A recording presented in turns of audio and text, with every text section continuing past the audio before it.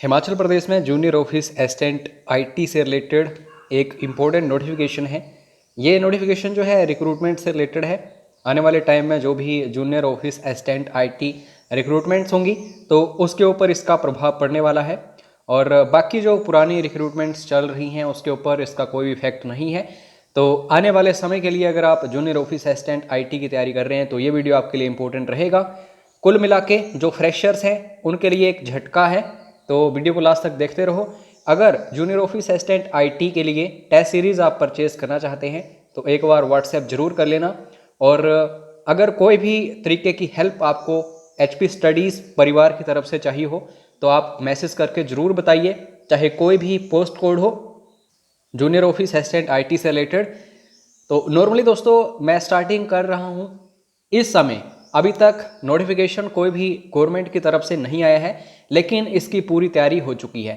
क्योंकि स्टार्टिंग में क्या होता था कि कंप्यूटर के क्वेश्चंस जो हैं उनकी फिक्सेशन नहीं थी कि कितने क्वेश्चंस आने हैं इस एग्ज़ाम में और कितने नहीं, तो फिर उसके लिए 70% का प्रोविज़न किया गया था। ये बदलाव हुए थे। फिर उसके बाद नॉर्मली पता नहीं होता था कि इसके लिए क्वालिफिकेशंस क्या रखनी है, डिप्लोमा चाहिए, किस इंस्टीट्यूट का चाहिए, किस यूनिवर्सिटी का चाहिए। फिर इसको चेंज किया गया, इसके लिए एलिजिबिलिटी जो है वो 10+2 कर दी गई। तो चेंजेस होते रहते हैं। फिर उसके बाद क्लर्क जो है उसको बोला गया कि अब क्लर्क की पोस्ट की जगह जेओआईटी जो है उसको लाया जाएगा। अब एक और चेंज हमें देखने को मिल रहा है। अगर आप नॉर्मल इस टाइम का रिक्रूटमेंट प्रोविज़न देखें जूनियर ऑफिस असिस्टेंट आईटी, तो सपोज करो कि सरकार में 1000 पोस्ट खाली है, तो इसके लिए क्या होता है, या तो एचपीएसएससी को बोल दिया जाता है कि भरो इन पोस्टों को, या फिर किसी अदर डिपार्टमेंट को बोल दिया जाता है, चाहे एचपीयू हो या फिर एचपीपीएससी हो या फिर अदर कोई भी हो।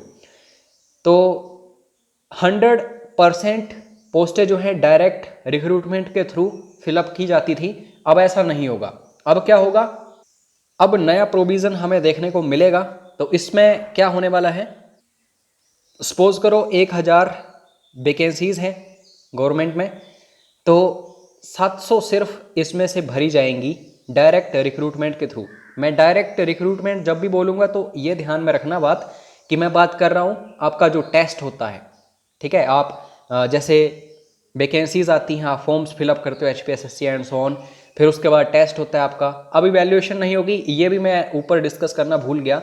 ये भी एक प्रोविज़न है नया कि अब इवैल्यूएशन नहीं होगी क्लास 3 वगैरह वगैरह।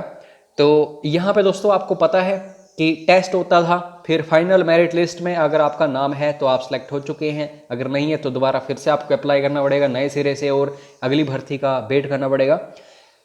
पहले 1000 की 1000 पोस्टें टेस्ट के थ्रू ही भर ली जाती थी, अब ऐसा नहीं होगा। अब 70% यानी कि 700 पोस्टें जो हैं सिर्फ ये भरी जाएंगी टेस्ट के थ्रू, डायरेक्ट रिक्रूटमेंट के थ्रू। इनमें से 20% एलडीआर, एलडीआर का मतलब होता है जो ऑलरेडी क्लास 4 वगैरह में है, तो उनका भी टेस्ट होगा, उनके लिए भी सिलेबस मैंशनड होगा। फिर वो अगर इस एग्ज़ाम को क्रैक करते हैं, उनका कंपटीशन खुद से ही होता है। जो भी ऑलरेडी एम्प्लॉयज़ हैं उनका कंपटीशन खुद में ही होगा, उनको टेस्ट देना पड़ेगा एंड सो ऑन। तो 20% यानी कि 200 पोस्टें जो हैं ये भरी जाएंगी स्टाफ जो है उसी में से, जो क्लास 4 वगैरह है। अब दोस्तों 900 पोस्टें तो भरी गई, अब 100 पोस्ट जो है ये वैकेंट रह गई। तो ये जो 100 पोस्ट है ये वैकेंट है, तो इसको कैसे भरा जाएगा, इसको भरा जाएगा प्रमोशन के थ्रू। अगर सपोज करो कोई एक पीएन है, उसको हो गए 20 साल किसी भी डिपार्टमेंट में, उससे टेस्ट क्रैक नहीं होता है क्योंकि एलडीआर में टेस्ट क्रैक करना पड़ता है, उसे टेस्ट क्लियर नहीं होता है।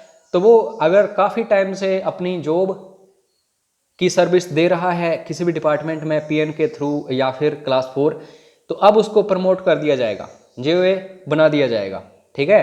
तो अब 1000 की 1000 पोस्टें जो हैं ये भरी गई हैं जेओए की।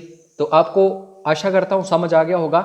अगर आप फ्रेशर हैं, आपने ग्रेजुएशन की 10+2 की और अब आप सोचते हैं कि आपको कंपटीशन में लड़ना है, तो आपके लिए झटका इसलिए है क्योंकि अब 1000 के बजाय आपके पास होंगी 700 पोस्टें। तो कंपटीशन ऑलरेडी इंक्रीज हो चुका है, बेरोजगारी चरम सीमा पर है हिमाचल में, इंडिया में। तो और झटका आपके लिए है। लेकिन ऐसे में जो दोस्तों हिम्मत रखते हैं मंजिल हासिल करने की, उनके लिए चाहे एक ही पोस्ट हो पूरे इंडिया में तो भी वो इस पोस्ट को प्राप्त करेंगे। अंदर आपके सीने में आग होनी चाहिए किसी भी एग्ज़ाम को क्रैक करने के लिए। फालतू अगर हम यहाँ वहाँ अपना समय व्यतीत करते हैं और फिर हम बोलते हैं कि कंपटीशन काफ़ी ज़्यादा है, तो वो एक बात अच्छी नहीं है।